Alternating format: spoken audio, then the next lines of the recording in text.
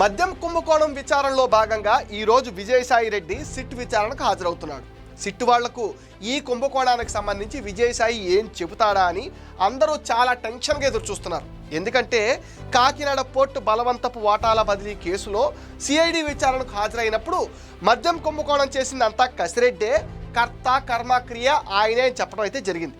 SIT వాళ్ళు పిలిస్తే మద్యం కుంభకోణానికి సంబంధించి మరికొన్ని వివరాలు చెప్తానని ఆ రోజు విజయసాయి మీడియా ముఖంగా చెప్పడం కూడా జరిగిపోయింది. మరి ఇప్పుడు విచారణకు పిలిచారు. ఏం చెప్తాడు? ఈ స్కామ్లో మిథున్ రెడ్డి పేరు వినబడింది. ఆయన భయపడి సుప్రీంకోర్టుకి వెళ్ళి బెయిల్ కూడా తెచ్చుకున్నాడు. కొంతమంది విజయసాయి రెడ్డి అప్రూవర్గా మారిపోయాడని అంటున్నారు. లిక్కర్ స్కామ్లో డబ్బులన్నీ తాడేపల్లి ప్యాలెస్కి వెళ్ళాయని సిట్ చెప్తున్నమాట. మరి జగన్ రెడ్డి గురించి విజయసాయి చెప్తాడా? నిన్నటిదాకా వాళ్ళిద్దరూ ఒకటే కదా. విజయసాయి రెడ్డి కూడా పెద్ద నీతిమంతుడేం కాదు, చాలా కన్నింగ్ ఫెలో. ఈయన చేసిన దందాలు అక్రమాలు చాలా ఉన్నాయి.